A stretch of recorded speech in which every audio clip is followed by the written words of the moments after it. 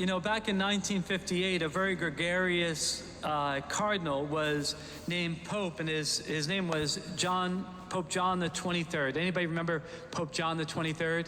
He's the one that initiated the Second Vatican Council, and he was a very joyful, wonderful, and very holy man. And to help him with his work, you know, to help all the popes with their work in Vatican City, in the Holy See, they have hundreds of people that work in Vatican City doing all sorts of things, helping the Pope to do his work. And some of them are lay people, some are priests, some are religious sisters and brothers, all sorts of people helping, and many, many, many people. It's actually not a lot of people for what the Vatican actually does throughout the world. But one time somebody had asked Pope John the 23rd, and you may have heard this, somebody asked Pope John the 23rd, Holy Father, could you tell us exactly how many people work in the Vatican? And Pope John said, well, about half of them. Isn't that great? But why would the Holy Father, the Pope, why would he need all these people to help him with his work? What is his work, and where did this role come from? Where does the Pope get his authority from? And that's what we're going to talk about today. That's what our gospel is about today. Jesus told St. Peter, I will give you the keys of the kingdom of heaven. Whatever you bind on earth will be bound in heaven, and whatever you loose on earth will be loosed in heaven. It sounds very familiar to the first reading that we heard this morning about Eliakim. Eliakim was during the time of King Hezekiah. And this is what it said, we read in our first reading. The Lord said, I will place the key of the house of David on Eliakim's shoulder. When he opens, no one shall shut. When he shuts, no one shall open. Sounds a lot like to bind and to loose, right? Jesus is playing off this same image, the same theme, when he gives the keys of the kingdom of heaven to St. Peter. So who was Eliakim, and what's that all about? What did it mean that he received the keys of the kingdom of David? Well, back in the time of Eliakim, even through the time of Jesus, to give the keys to someone meant that they were going to become the prime minister of the king. They weren't going to become the king, they would become the second in authority to the king, the prime minister. And in that time of Eliakim, Hezekiah was the king of Israel. And so God was choosing Eliakim to be the prime minister for King Hezekiah. And they literally would give them keys, and they would be placed on their shoulders. And those keys could open the gates and the doors to the palace. But he wasn't just like a porter. He also had the authority to act in the name of the king. Once receiving the keys, the prime minister could make laws that govern the kingdom and help to maintain order in the realm. He would be in charge of the day-to-day operations of the kingdom. He would have the ability to bind, meaning the ability to make new rules, and the ability to loose, to get rid of rules that were no longer working, or to dispense some people from some of those rules. What he wouldn't have the authority to do in that binding and loosing was to go against what the king had told him. So for instance, if the king had demanded that everyone do something, then everybody had to do something. The prime minister couldn't relinquish that responsibility to do what the king had demanded. In the same way, if the king had said, no one is to do this thing, no one is permitted to do this thing, the prime minister couldn't then permit it. You with me so far? Is everybody with me or no? Excellent, very good. Well, Jesus intentionally uses this image and this language when he addresses St. Peter. Peter is to become Jesus's prime minister. Jesus, the new king of Israel, the king of heaven and earth. So St. Peter is going to be the prime minister of the new Israel and the prime minister of heaven and earth. Not too bad, right? Not a shabby job.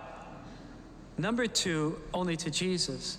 But it won't only be St. Peter, because remember, when one apostle died, they didn't just say, okay, well, he's gone, so that's over. No, when one apostle died, they ordained another to take his place. And so there was another that was going to take the place of St. Peter. And we know who he is. We say it every time we say the first Eucharistic prayer in the Mass. You know, you'll hear, because I'm going to do it today, we list all these names of saints and martyrs and stuff. Well, we hear some of their names in that first Eucharistic prayer. And so it goes all the way down. So the first ones were Linus and Cletus. So listen for their names when I say them during the Eucharistic prayer. Linus and Cletus. Linus took the place of St. Peter, and Cletus took the place of Linus. And it's interesting, when you read about those first popes, you see that some of them were popes for like 6 months, a year, 2 years, 3 years. Guess why? They were all killed. They were all martyred for the faith. The popes weren't getting some kind of like earthly power. They're getting heavenly authority. And many of them gave up their life for the sake of the faith. And so all the way from St. Peter to Linus, Cletus, and all the way down to today to our own Pope, Pope Francis. All of them were given the authority of St. Peter. All of these were, and Pope Francis is, Jesus' prime minister. And like St. Peter, they have the ability to bind and to loose, but only the ability to bind and to loose what Christ has given them the power to bind and loose, because Jesus is still the king. The Pope is a prime minister, and so he doesn't have absolute power. Only the king has absolute power. So for instance, if God has commanded us to do something, no Pope can tell us that we don't have to do it. And if God has commanded us not to do something, no Pope can tell us that it's okay to do it. Some of the things that some people want the popes to change, they simply cannot change, and they're not going to change. So give it up. Because it comes from Christ himself, and we cannot change what the King has taught us. No Pope can change the commandments or what God has told us is evil or forbidden us to do. He can't make what's wrong right, what's evil good, or what is good evil. But he does have authority over many things in the life of the church. He has authority over the liturgy. He can make changes. There's one thing he can't change during the Mass, and that's the words of Jesus during the consecration, because they come from Jesus himself. Take this, all of you, and eat of it. You know those words, right? You hear them every Sunday or even every day, some of you. Those words can't change, but the things around that can be changed. That's why after the Second Vatican Council, things were changed a bit. But it was in keeping with what had always been done. And if you read the two Masses, some people say that they're so different. They are not that different. I've read them both, the one in Latin and the one in English. It's the same exact Mass, just with some changes around the edges. The Pope can limit where and when different forms of the Mass are celebrated. He can make rules about who can be ordained and who cannot be ordained. He can appoint and he can remove bishops. He can discipline heretics who are leading people astray. He can correct them and even take away their ability to teach the Catholic faith. He can settle disputes within the church when two parties are not agreeing about something. He can excommunicate and he can lift excommunications. And as Jesus' prime minister, there's so much more authority that he has. But his most important role is as an evangelist. St. Peter was a great evangelist, spreading the faith. That is the greatest role that the Pope has, as an evangelist, spreading the gospel. And since Christ is the one who's given the popes their authority, to be disrespectful of the Pope, to ignore him or to speak ill of him, is not only offense against him, it's an offense against the King whose prime minister he is. And conversely, to respect him, to listen carefully to what he says, and to assume the best interpretation of what he says and does, is to honor Jesus and to give him what is his due, not only as a pope, but as a Christian. Now, we don't have to agree with everything that every pope ever says or ever does, but we have to be very careful. The Pope isn't a political leader who we go into a box and we vote for. The Catholic Church is not a republic, nor is it a democracy. We should not treat him as cavalier as we treat our elected officials. He deserves much more than that, because he's Jesus' prime minister. He deserves that we listen to what he says very carefully and not through the lens of the media. Anybody ever notice that the media does not tell the truth? Who agrees with that? Raise your hand. I remember when Pope Francis was first elected, and I can't tell you how many times I heard a report on the news that said Pope Francis supposedly said this, and I was like, what? What did he say? I was shocked by some of the things that they were saying he said. And then I went back and listened to what he had actually said, or I read it on the Vatican website, or listened to him speak those words, and I was like, he didn't say that.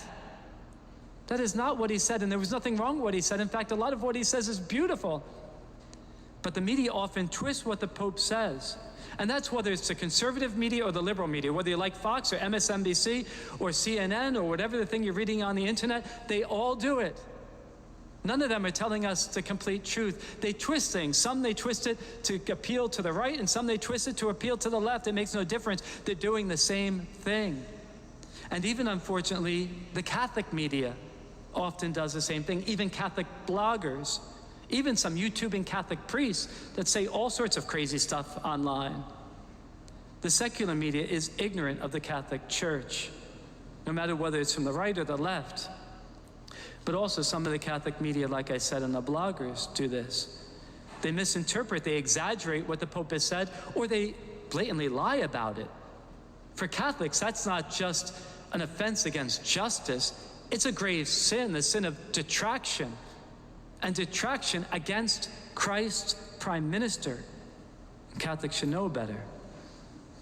Now, this doesn't mean that you always have to agree with everything a Pope says or does. A Pope is an imperfect, fallible human being like all the rest of us.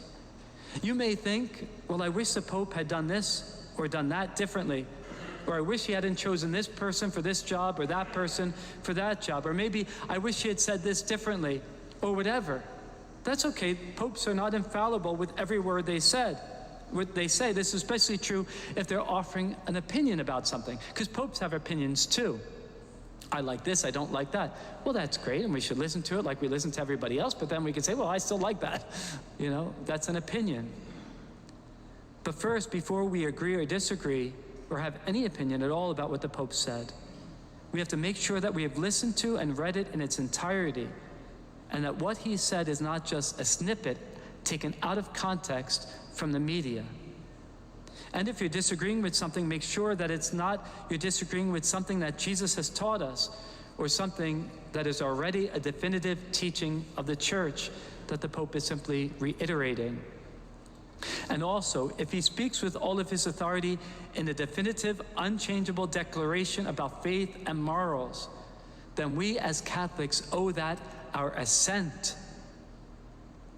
The popes very, very rarely make statements like that, but when they do, we owe it our assent and obedience. So what do we owe the Pope? First, respect.